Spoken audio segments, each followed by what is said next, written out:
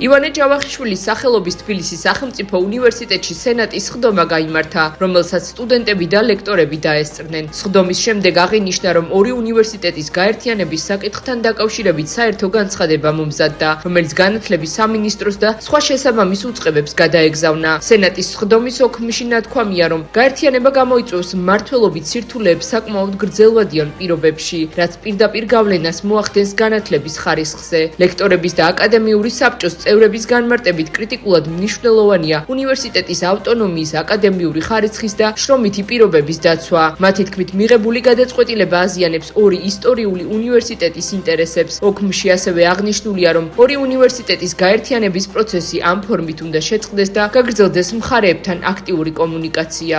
სენატმა გააკეთა დღეს ის მაქსიმუმი, რაც მას შეეძლო როგორც უნივერსიტეტის მართვის ერთ-ერთ ორგანოს.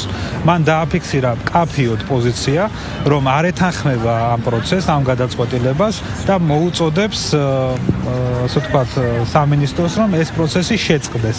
და ვთქვათ, თუ კი მაინც სურთ უნივერსიტეტების გაერთიანება, ეს ასე ვთქვათ, წარიმართოს დიალოგის, კონსულტაციების, არგუმენტების და მოკლედ რომ ვთქვათ, სერიოზულ დონეზე. საქართველოს მართლმადიდებლური ეკლესიის მერე თბილისის სახელმწიფო უნივერსიტეტი არის საქართველოს ისტორიაში დღემდე, აი დღესაც რო არსებობს, ყველაზე ძველი ინსტიტუცია.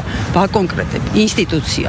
ნომერ პირველი არის საქართველოს მართლმადიდებლური ეკლესია, რომელიც მე-4 საუკუნეში შეიქმნა და მეორე არის თბილისის სახელმწიფო უნივერსიტეტი, რომელიც შეიქმნა 1918 წელს.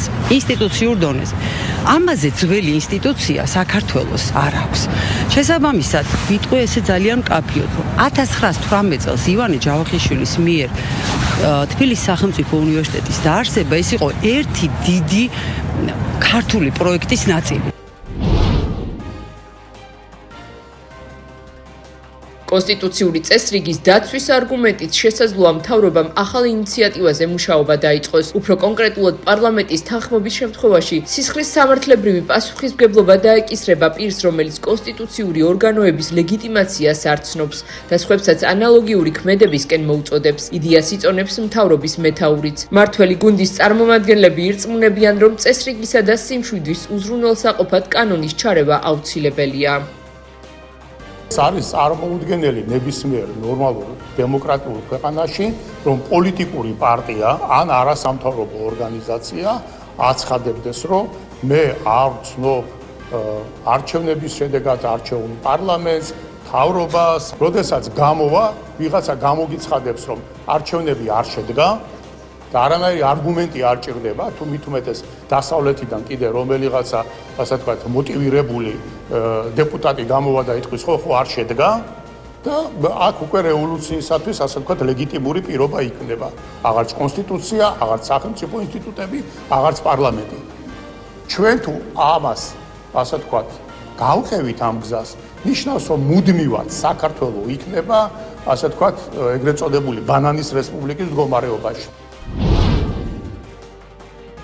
ფიქრობ, ახალი მსოფლიო წესრიგი ყალიბდება და პრეზიდენტი ტრამპი მზად არის შეარყიოს ალიანსების ძველი სტრუქტურები. ამის შესახებ ამერიკის ვიცე-პრეზიდენტმა განაცხადა. ჯეიდი ვენსის თქმით, ტრამპი მსოფლიო ისტორიაში თავის კვალს ტოვებს და მისი ფუნდამენტური პრინციპი ამერიკა უპირველეს ყოვლისა კვლავ მთავარ ორიენტირად რჩება. არსებობს ახალი მსოფლიო წესრიგი და პრეზიდენტი მზად არის შეარყიოს ალიანსების ძველი სტრუქტურები. გულისხმობ ნატოს, ფიქრობ პრეზიდენტის ლიდერობის წყალობით, ის გაცილებით განსხვავებულია ვიდრე 10 წლის წინ იყო. მაშინ ის ფაქტობრივად ამერიკის შეერთებული შტატების პროტექტორატს წარმოადგენდა. ცხადია, თქვენ ნახეთ, რა მოხდა ვენესუელაში, ასე რომ დიახ, პრეზიდენტი თავის კვალს ტოვებს მსოფლიო ისტორიაში, მაგრამ ფუნდამენტურად ამერიკა უპირველეს ყოვლისა პრინციპით. ეს არის მთავარი ორიენტირი, აღნიშნა ჯეიდი ვენსმა. როიტერსის ინფორმაციით, საფრანგეთის პრეზიდენტის ემანუელ მაკრონის დიპლომატიურმა მრჩეველმა ემანუელ ბონიმ სამშაბათს მოსკოვში რუს ოფიციალურ პირებთან მოლაპარაკებები გამართა. დიპლომატიური წყაროების ინფორმაციით, მოლაპარაკებები შედგა რუსეთის პრეზიდენტის ვლადიმერ პუტინის თანაშემწესთან იური უშაკოვთანაც. წყაროების შეხვედრის შესახებ დამატებით დეტალებს არ ასაჯაროებენ. აღნიშნავენ მხოლოდ იმას, რომ მოლაპარაკებების მიზანი ძირითადად საკითხებზე, განსაკუთრებით კი უკრაინაზე დიალოგის წარმოება იყო. რუსეთმა და უკრაინამ სამხედრო ტყვეები გაცვალეს. ინფორმაციას რუსული მედია ქვეყნის თავდაცვის სამინისტროზე დაყრდნობით ავრცელებს. 5 თებერვალს კიევის რეჟიმის მიერ კონტროლირებადი ტერიტორიიდან 157 რუსი სამხედრო მოსამსახურე დაბრუნდა. სანაცვლოდ მათ უკრაინის შეიარაღებული ძალების 157 სამხედრო ტყვე გადაეცათ, აცხადებს რუსეთის თავდაცვის სამინისტრო. რუსეთის თავდაცვის სამინისტროს ცნობით სამხედრო ტყვეების გაცვლა არაბთა გაერთიანებული საამიროებისა და ამერიკის შეერთებული შტატების შუამავლობით მოხდა. შეგახსენებთ, მანამდე ამერიკის შეერთებული შტატების პრეზიდენტის სპეციალურმა წარმომადგენელმა სტივ ვიტკოფმა ინფორმაცია გაავრცელა, რომ აბუ-დაბიში გამართული მოლაპარაკებების ფარგლებში რუსეთისა და უკრაინის დელეგაციები 314 პატიმრის გაცვლის შესახებ შეთანხმდნენ.